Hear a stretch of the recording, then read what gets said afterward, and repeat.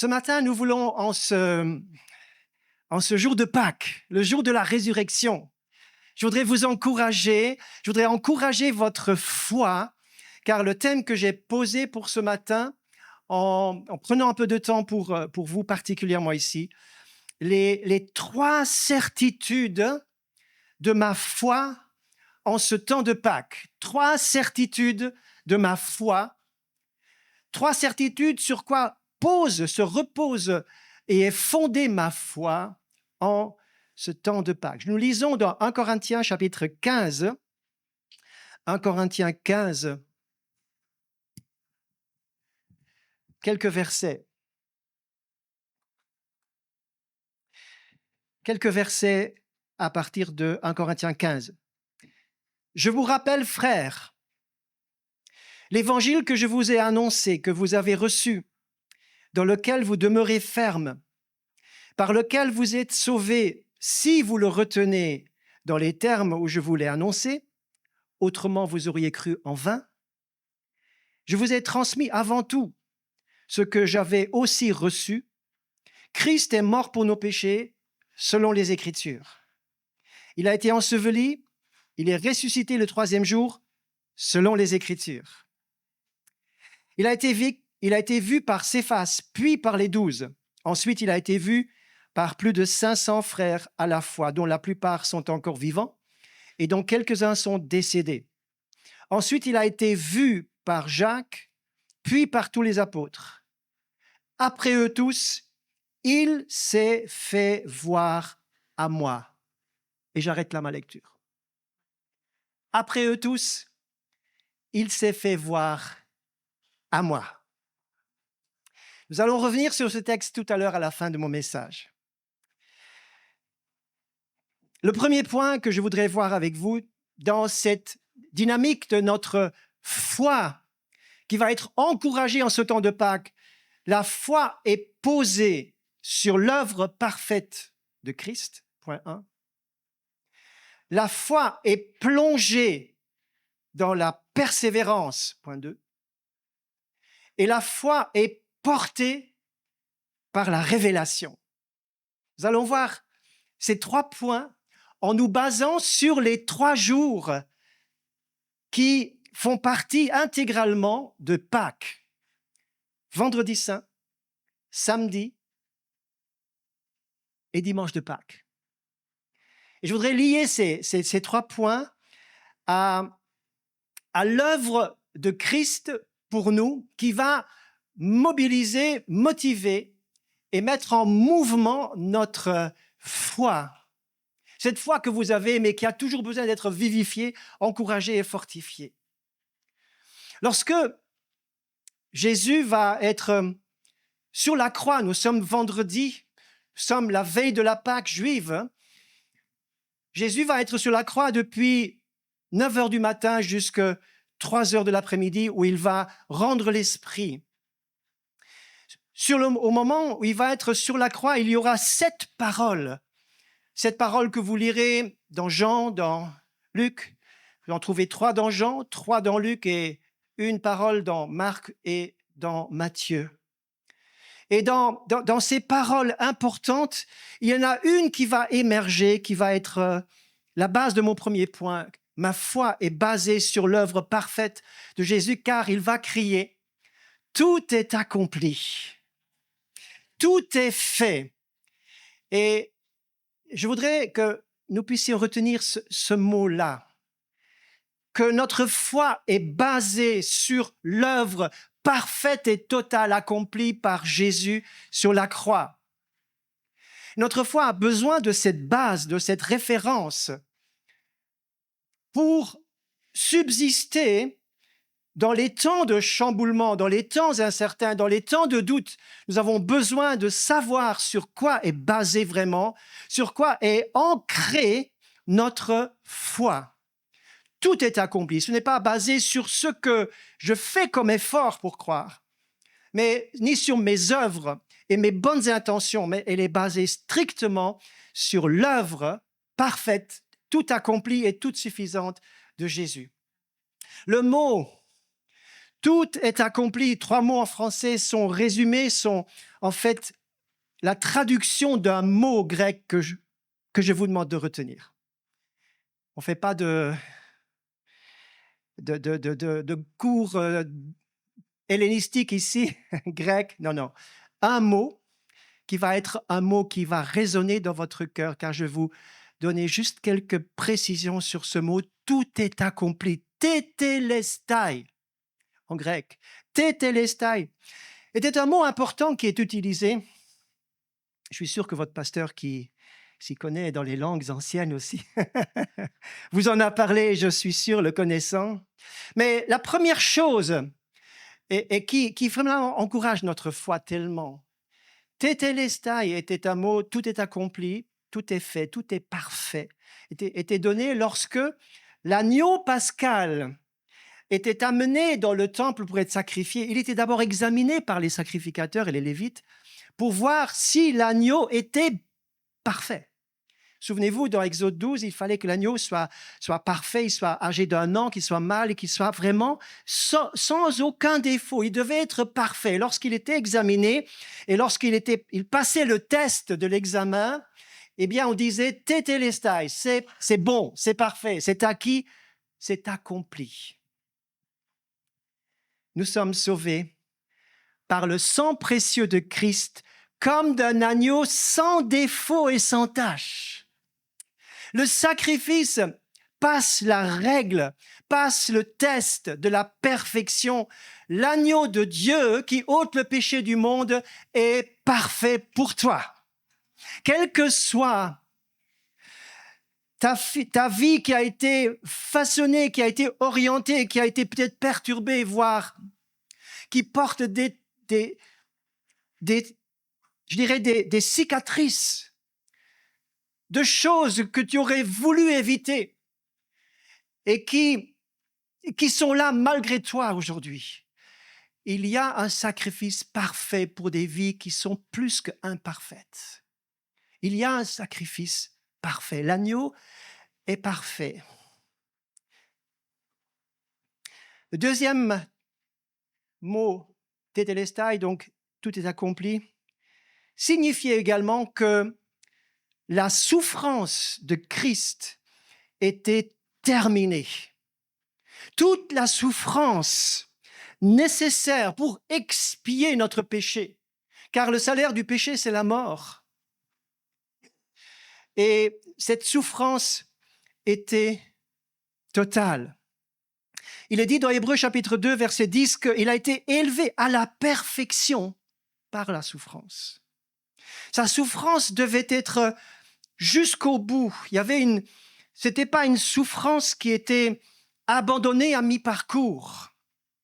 Souvenez-vous que lorsque Jésus était à la croix, les gens disaient, mais si tu es le Christ, mais descends, sauve-toi. Et les brigands disaient, sauve-nous et sauve-toi. Mais Jésus ne pouvait pas nous sauver et se sauver en même temps.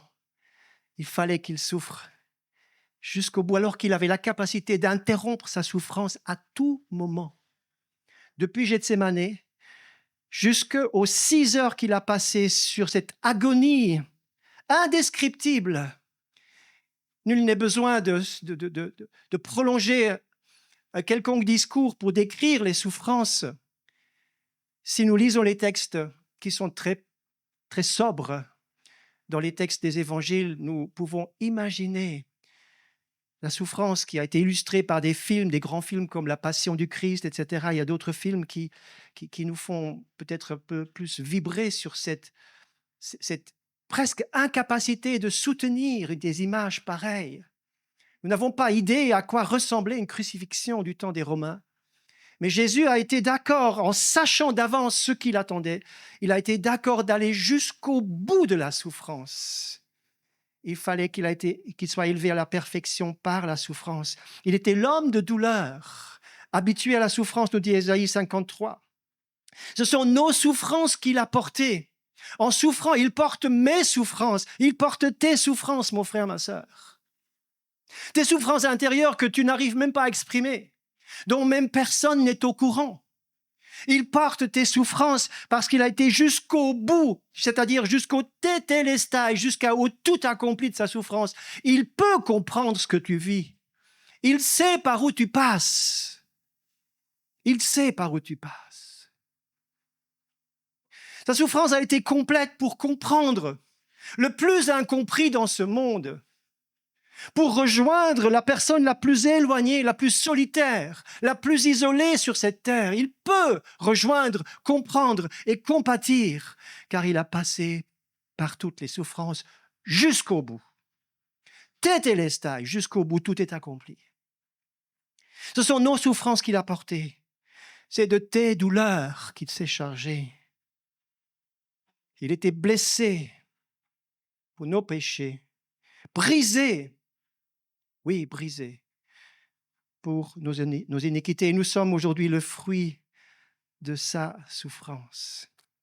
Tétélestai 3, le prix est payé totalement. C'est en fait quelque chose qui était affiché, c'est un terme de justice.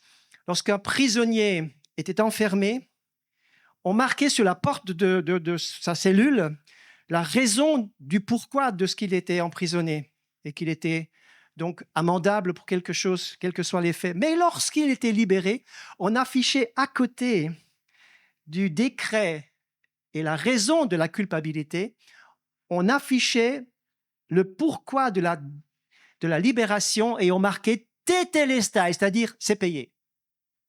Il a payé. Et légalement, il a le droit de sortir.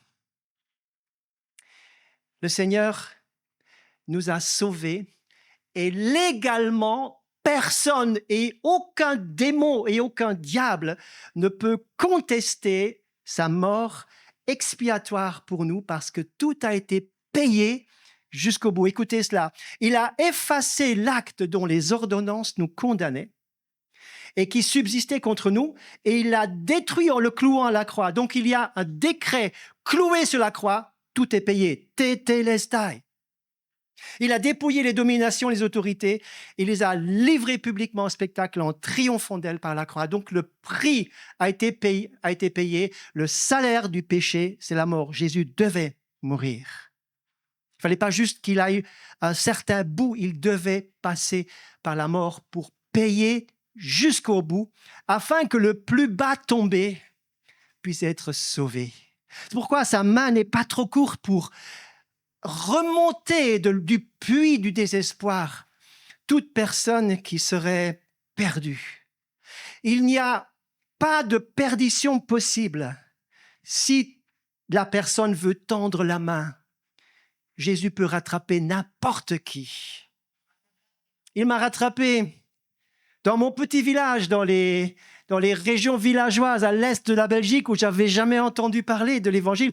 Bien sûr, nous étions par tradition attachés à l'Église traditionnelle dans notre région, et nous ne connaissions que ça, mais cette notion que je vais aborder au troisième point, cette notion de la révélation n'était pas présente. Et la perdition, être perdu, être condamné, être culpabilisé en permanence, de ne jamais arriver à satisfaire la demande de Dieu était constante chez tout le monde et chez mes parents en particulier. Mais le Seigneur est venu me pêcher quelque part dans ce petit village. Peut-être que comme vous aussi qui a été repéré, localisé par le Seigneur dans un petit coin perdu de cette jolie île de Corse ou ailleurs. Et il vous a vu et il vous a racheté. Il a tout payé, tout est accompli. Le prix a été parfait. Personne ne peut contester. C'est pourquoi ta foi, c'est mon premier point, donc la foi doit être basée sur ce tout accompli. Sinon, au moindre doute, tu vas être déstabilisé. Tu vas te remettre en question. Tu vas dire, mais est-ce que j'ai fait assez? Non, Christ a fait assez pour toi. Repose-toi sur le tout accompli de Christ. Tétélestai, tout est accompli. Il n'y a plus de condamnation pour ceux qui sont en Christ. Et encore un dernier point qu'il faut juste ajouter dans Tétélestai, dans tout est accompli, les prophéties ont été accomplies. Et c'est pourquoi Jésus va accomplir tout l'Ancien Testament par son ministère, mais surtout par sa mort et sa résurrection. tout est accompli, tout est fait, passé, présent et à venir. Par exemple, il va dire aux disciples d'Emmaüs, dans Luc 24, il va dire « Ô homme sans intelligence », parce que les disciples étaient un peu perdus, ils étaient dans le doute, ils étaient totalement effondrés suite à la mort de Jésus et ils descendaient sur Emmaüs et Jésus va les rejoindre, ils ne le reconnaissent pas. « Ô homme sans intelligence dont le cœur est lent à croire, tout ce qu'ont dit les prophètes, ne fallait-il pas que le Christ souffre ? Qu'il meure et qu'il entre dans sa gloire. » Et commençons par Moïse et les prophètes. Donc, il y a ce tout accompli de l'Écriture. Ce premier point, mes frères et sœurs, doivent nous donner une assurance intérieure. Tu n'as pas besoin de t'agripper à des textes bibliques pour essayer de croire. Non, le Seigneur, écoute bien, le Seigneur te donne la foi ce matin. La foi, c'est un don de Dieu que tu reçois dans un cœur ouvert. Tu reçois cette foi qui est basée, qui est fondée sur son œuvre parfaite. Le prix est payé, la souffrance est parfaite, l'agneau est parfait, ton salut, un si grand salut, est parfait pour toi. Alléluia! Gloire à Dieu pour ce premier point. L'agneau de Dieu qui est haute est parfait. La souffrance de Christ est terminée, elle est parfaite. Le salaire du péché est parfait, il est payé et les prophéties sont accomplies. Mon deuxième point donc, après avoir parlé que la foi se pose sur le tout accompli, sur l'œuvre parfaite de Christ, la foi va maintenant entrer peut-être dans une phase de test. Après, lorsque Jésus est descendu de la croix, il a été mis dans le tombeau, nous sommes à la veille de Pâques, plus rien ne se passe et nous sommes ce que j'appellerais au silence du samedi saint. Au premier jour, le Sauveur meurt au calvaire, le ciel s'obscurcit, la terre a tremblé, le voile s'est déchiré. Mais au deuxième jour, écoutez cela, la terre a cessé de trembler, le ciel est à nouveau limpide. Les soldats sont rentrés dans leurs casernes. Tout le monde est reparti dans sa journée pour préparer la Pâque. Les ténèbres de la veille ont disparu. Le soleil se lève sur les justes et sur les injustes, sur les bons et sur les méchants. Le ciel ne semble pas montrer une quelconque désapprobation de ce qui vient de se passer. Pas de réaction contre l'injustice, pas de jugement immédiat sur ceux qui ont commis cette grave injustice en crucifiant Jésus. Pas de réponse à ces milliers de questions des disciples qui sont en train de se cacher et qui ont fermé à double tour leurs portes derrière eux. 1 Corinthiens 15 nous dit que Christ est mort selon les Écritures. L'Écriture souligne, il a été enseveli. Silence. Pas de réaction directe du ciel. Ce deuxième jour est là pour prendre acte de la mort. Nous prenons acte de ce qui vient de se passer. C'est un choc. Frères et sœurs,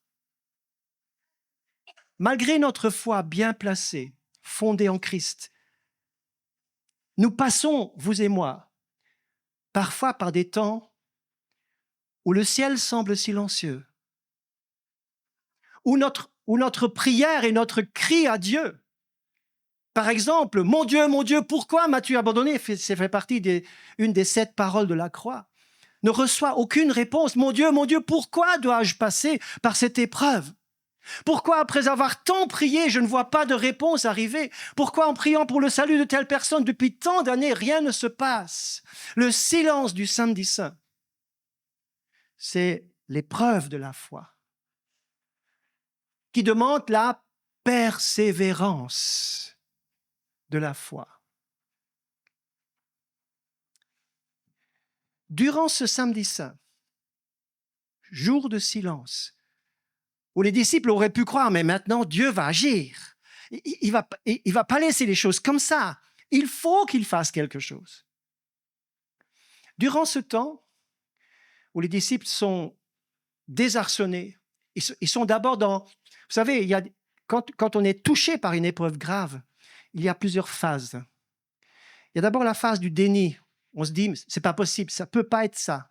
Ça peut pas être possible, c'est pas possible. Ensuite, il y a la phase du découragement ou de la dépression qui fait qu'on est complètement en bas, dans un trou, et on ne comprend pas ce qui se passe.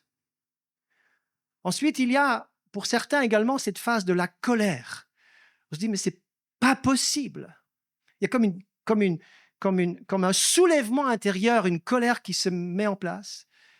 Et puis la dernière phase, c'est l'acceptation de l'épreuve. Écoute bien, mon frère, ma sœur. Peut-être que tu passes par ces phases et que tu te culpabilises. Et tu dis, mais pourquoi je réagis comme ça? Je n'ai pas le droit de réagir comme ça. Mon frère, ma sœur, Dieu récupère aussi tes réactions. Il n'est pas fâché contre toi parce que tu passes par ce jour du samedi saint qui est un jour de silence de Dieu. Et le Seigneur ne permet pas que tu sois éprouvé au-delà de tes forces. Il ne permet pas que tu sois éprouvé au-delà de tes forces. Mais ta foi va tenir. Et le jour de résurrection arrive. Alléluia. Nous n'y sommes pas encore. Parce que dans ce jour du silence, l'ennemi ne dort pas. Non seulement vous êtes éprouvé, vous n'avez pas les réponses que vous souhaitez, non seulement vous souffrez alors que vous avez cru et vous êtes basé sur l'œuvre de rédemption de Christ, non seulement que vous êtes là et vous êtes intérieurement dans un combat intense à cause du silence, à cause du manque d'éléments qui seraient tellement nécessaires pour votre consolation. En plus de cela, l'ennemi est à l'œuvre. Dans ce jour de silence, écoutez ce que dit la parole. Matthieu 27, 62. Je lis. Le lendemain, qui était le jour après la préparation, les principaux sacrificateurs et les pharisiens allèrent ensemble auprès de Pilate et dirent « Seigneur, écoutez ça, nous nous souvenons, je souligne ça, nous nous souvenons que cet imposteur a dit quand il vivait encore, après 3 jours, je ressusciterai. Ordonne que le sépulcre soit gardé jusqu'au 3e jour. L'ennemi croit plus que les disciples. Les disciples sont plus là. Ils ont tous quitté la croix, ils sont cachés quelque part, ils sont désemparés, ils sont dans ces phases que je viens de vous décrire. Mais l'ennemi est actif et il dit, nous nous souvenons, l'ennemi a écouté la parole et il croit que même un Jésus mort est dangereux. Il croit que même un Jésus enfermé dans une tombe, il est capable de l'impossible. Donc ils vont demander une garde. Nous nous souvenons. Pour l'ennemi, même un Jésus mort est dangereux, capable de tout et peut encore agir, avoir un impact et même ressusciter. Il croit en son pouvoir, on ne sait jamais. Et pour couronner le tout, ils vont donc placer cette garde devant cette tombe afin que la tombe reste muette et qu'aucune parole d'espérance ne sorte de cette tombe.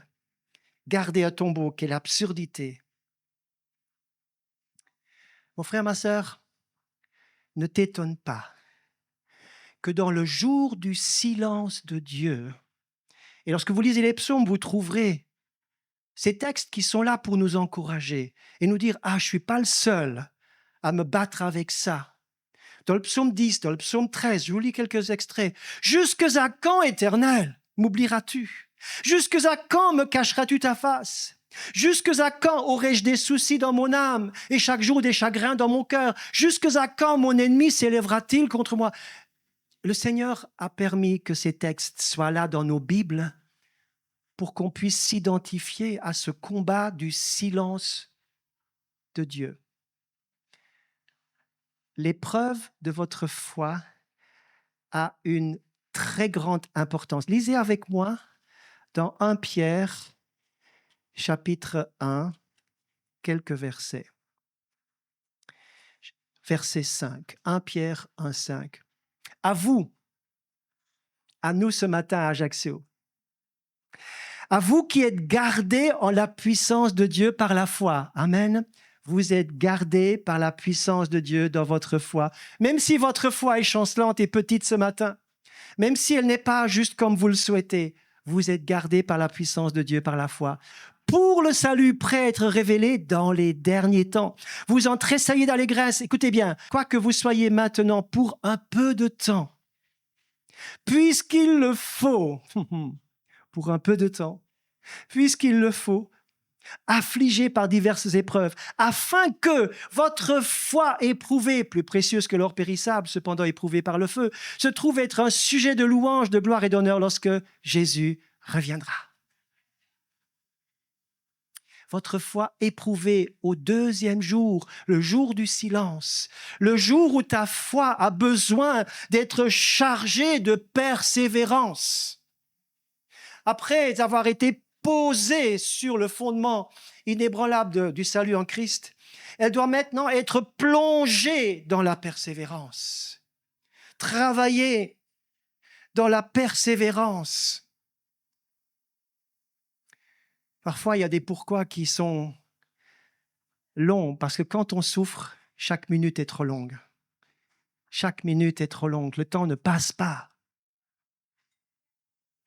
Permettez de juste raconter ce qui s'est passé lorsque nous étions ici il y a 40 ans.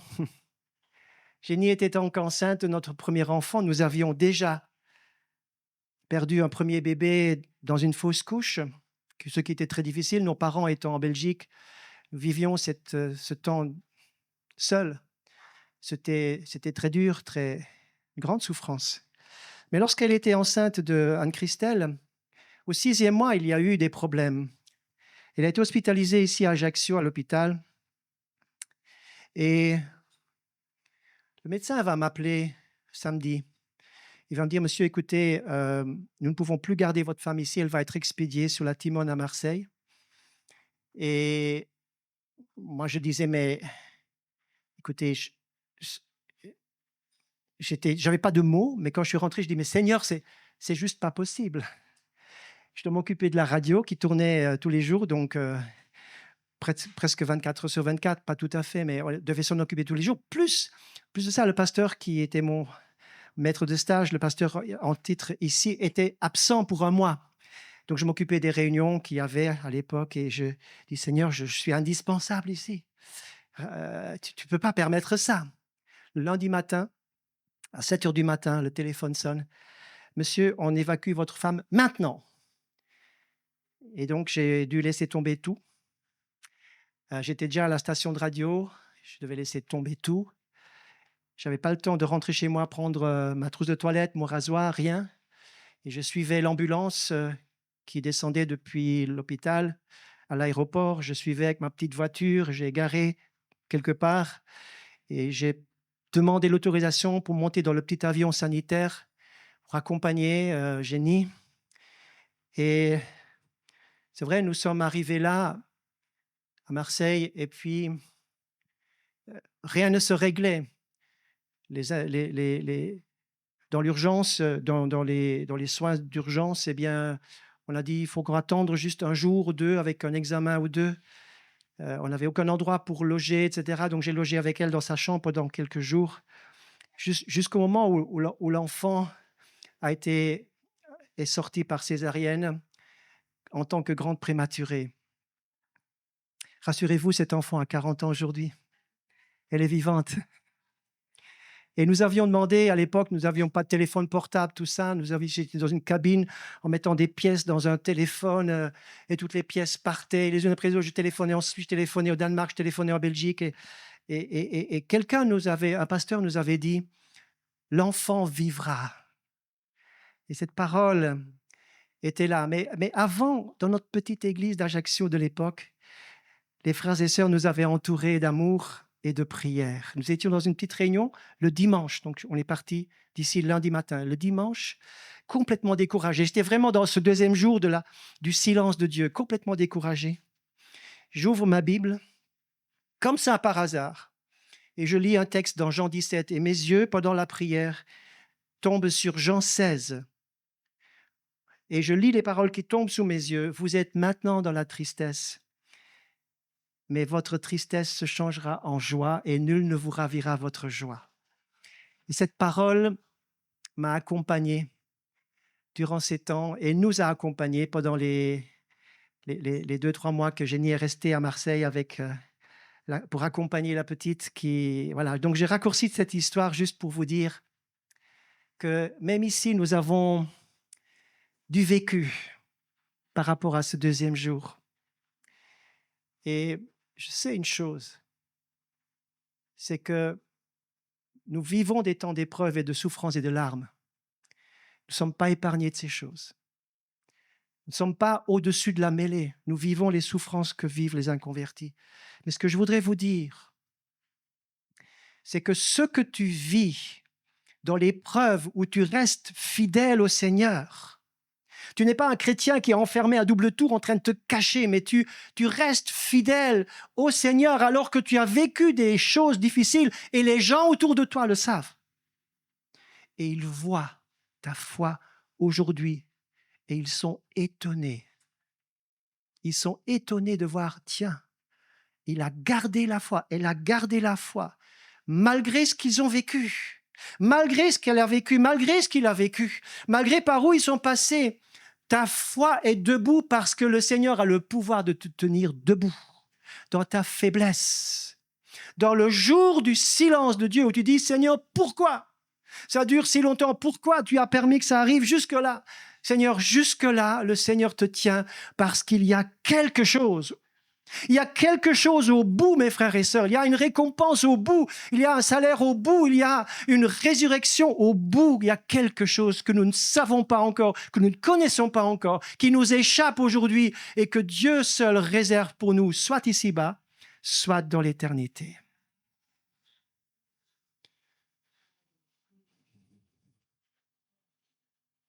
À vous qui êtes gardés par la puissance de Dieu dans la foi.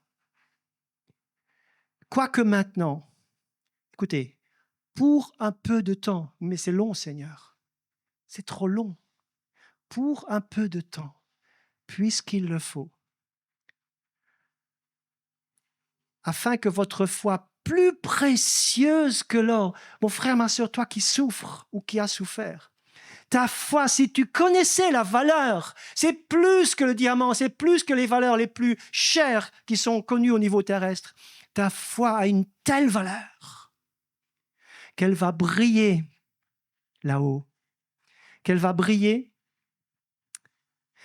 et qu'elle va être un sujet de louange, de gloire et d'honneur, pas ici-bas, lorsque Jésus reviendra.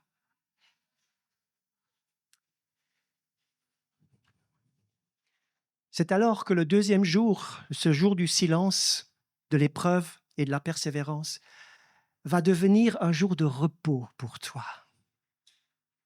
Mon frère, ma sœur, ne t'agite plus. Cesse de te culpabiliser. Que tu n'arrives pas, que tu es agité. Non, il faut que tu rentres ce dimanche de Pâques dans le repos du cœur, car Dieu a tout dans ses mains. Il a tout dans ses mains. Repose-toi en Christ. Christ t'a amené dans les lieux célestes, dans une position de repos. Christ est assis dans les lieux célestes et tu es assis dans le repos. Que le shalom de Dieu vienne vraiment sur vous ce matin. Que le shalom de Dieu vienne sur chacun d'entre vous. Chacun. Vous savez, ici-bas, nous avons tous beaucoup de pourquoi. Vous comme moi, on a tous des pourquoi. On n'a pas toutes les solutions. On n'a pas toutes les réponses. Et on va partir avec nos pourquoi, comme Jésus, dans la tombe un jour. Mais les réponses nous seront données de l'autre côté. Lorsque tu fermeras tes yeux ici-bas avec les pourquoi, l'instant d'après, tu les ouvriras et tu diras « Ah, parce que je comprends ». Tu n'auras plus besoin d'explications. Tout sera parfait. Tout sera parfait de l'autre côté. J'arrive à mon troisième point. La foi posée dans l'œuvre parfaite, c'est vendredi saint, l'œuvre de Christ. La foi plongée dans la persévérance, samedi saint. Et la foi portée par la révélation, ça c'est la résurrection. La résurrection, ce n'est plus le jour de l'homme, mais c'est le jour de Dieu, matin de Pâques, jour glorieux, la pierre est roulée, les gardes tremblent, la mort est défaite. Il tient les clés du séjour des morts. Il est impossible que la mort retienne celui qui s'appelle la vie et la résurrection. Amen. Notre foi n'est pas vaine. Regardez, nous revenons à notre texte, puisque je termine ce message. 1 Corinthiens 15. Il nous est dit que Christ est mort selon les Écritures. Il a été enseveli, il est ressuscité selon les Écritures. Voyez-vous, frères et sœurs, votre foi doit avoir une base sur les Écritures. Notre foi est basée sur ce que Dieu dit dans sa parole. Mais il faut que cela soit accompagné par une révélation personnelle. Car il est dit, ensuite, il a été vu, ou bien d'autres traductions disent, il est apparu à 500 frères, à Jacques, à tous les apôtres, après eux tous, il est apparu à moi. Mon frère, ma sœur, je termine ce message avec un dernier texte que je vais encore juste détailler après celui-ci.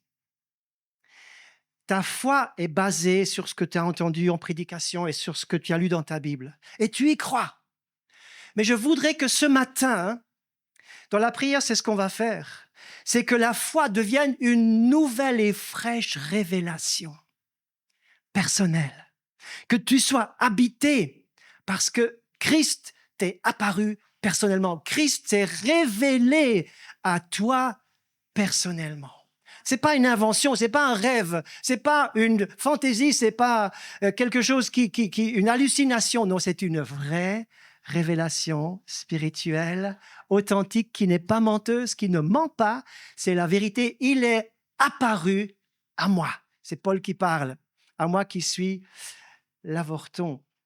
D'ailleurs, quand vous lisez les textes du soir de la résurrection, vous verrez que les disciples d'Emmaüs, ils avaient besoin de cette révélation personnelle. Eux qui avaient les yeux fermés, ils ne comprenaient pas qui était là, celui qui leur raconte tout ça. Mais ils disaient, notre cœur commençait à brûler.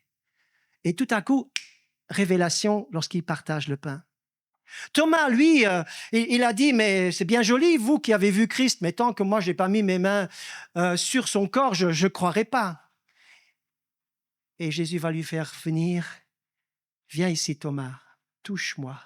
Il lui fallait une révélation personnelle. Il va dire, mon Seigneur et mon Dieu, il est satisfait. Marie, devant la tombe, qui pleure, Seigneur, où est-ce qu'ils l'ont mis, les jardiniers, vous avez mis où le corps de Jésus? Et il va dire, Marie, elle va dire, Rabboni, révélation. Révélation, elle va le reconnaître. Elle va courir vers lui. Nous avons besoin d'une révélation de lui, une révélation personnelle. Mais parfois, ça ne vient pas tout de suite comme on veut. On ne peut pas ordonner à la révélation de venir. C'est Dieu lui-même qui doit se révéler. Mon dernier texte, le voici. Je vais vous le lire. C'est vraiment le texte de Pâques. Jean chapitre 20, versets 3 et 5. Encore juste 5 minutes et j'ai fini. Jean chapitre 20, verset 3.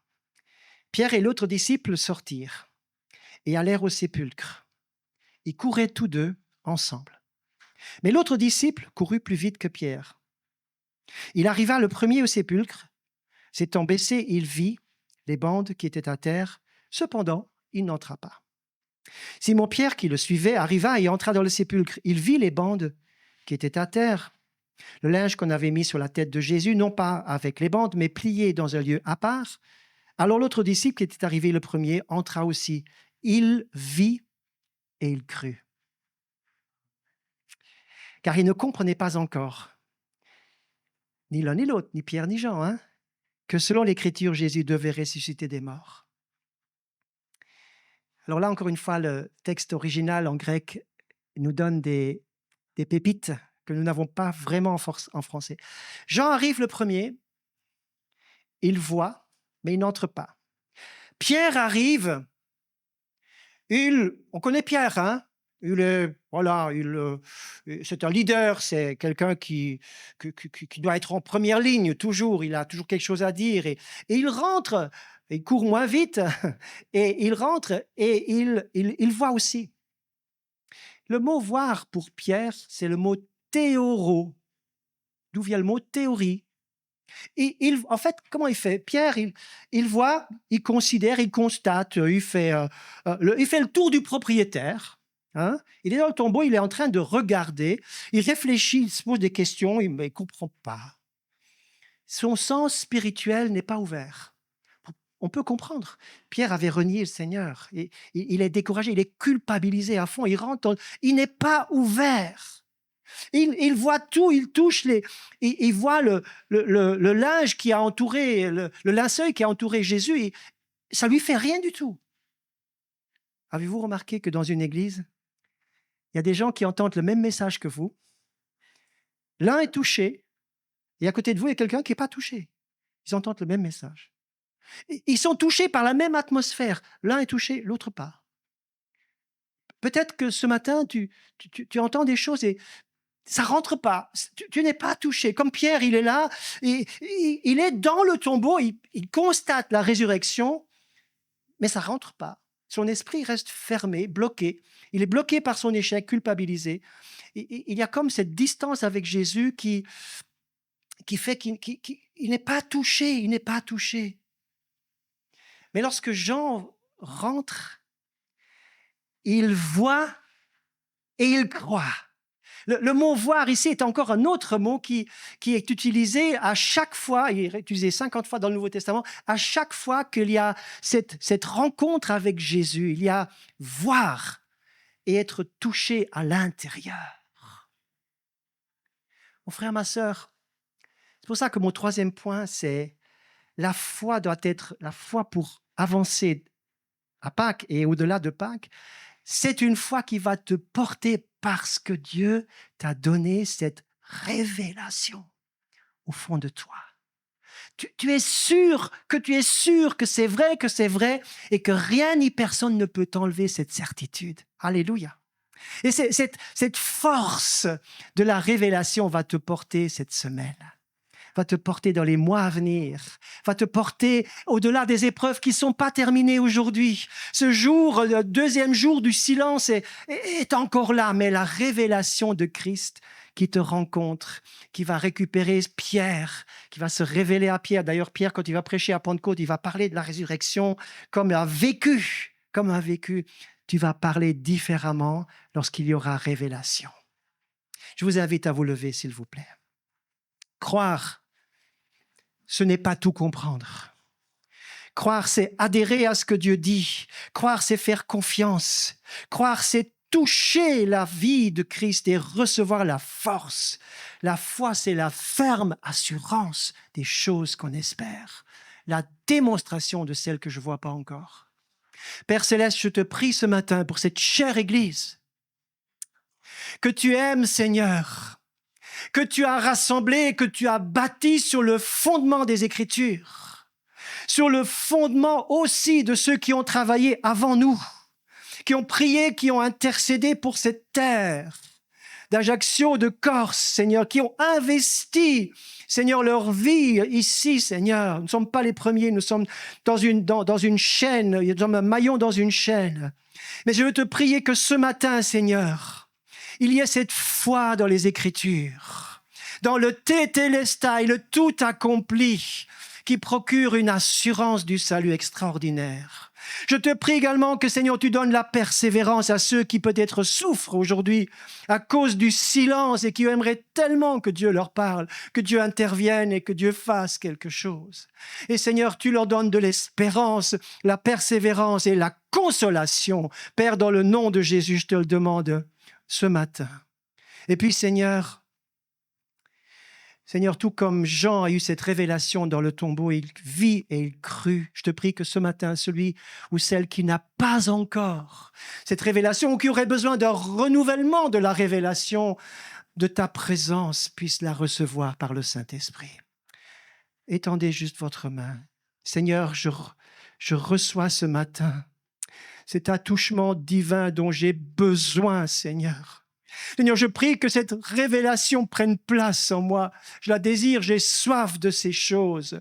Et je la reçois ce matin dans le nom de Jésus. Saint-Esprit, viens et communique, Seigneur, la révélation de puissance, Seigneur, qui vient à partir de la certitude de la résurrection. Seigneur Jésus, à partir de là, Seigneur, les apôtres et les disciples n'étaient plus les mêmes. Ils t'avaient touché de près. Seigneur, touche de près quelqu'un ce matin. Touche de près, Seigneur. Touche de près, Seigneur Jésus. Viens encourager. Seigneur, l'âme qui est, Seigneur, n'arrive pas à saisir, Seigneur. Pierre n'arrivait pas à saisir. Il était dans le tombeau, mais ça ne marchait pas quand même. Seigneur, touche celui qui est tout près, mais qui n'est pas touché. Touche ce matin. Alléluia, alléluia, alléluia. Mon frère, ma sœur, rentre dans le repos du cœur et laisse-toi servir par le Seigneur. Ne fais plus rien, laisse-toi servir. Ouvre ton cœur et laisse-toi servir. Dans le nom de Jésus. Laisse-toi servir. Laisse-toi servir. Laisse-toi aimer. Laisse-toi relever. Reçois le sourire du ressuscité ce matin. Reçois son attouchement. Laisse-toi prendre dans les bras. Laisse-toi prendre par la main ce matin. Alléluia. Merveilleux Seigneur, merci pour ce que tu fais. Tu es merveilleux Seigneur. Je te bénis Seigneur pour l'œuvre surnaturelle du Saint-Esprit dans l'Église ce matin. Merci Seigneur. Amen. Amen.